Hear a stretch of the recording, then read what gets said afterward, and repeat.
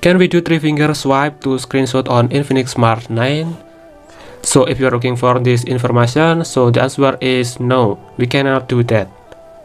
So there is the 3 ways to take a screenshot on Infinix Smart 9. You can using the combination of button, volume down and power. Press it together like this to take a screenshot, and using this button to you can enable this feature like this. If the viewport there are no screenshot button on your control center, you can using this like this. And the step 3, you can using this option, the accessibility button. You can enable this feature you want to learn. You can check on the description box for the video links to enable this function.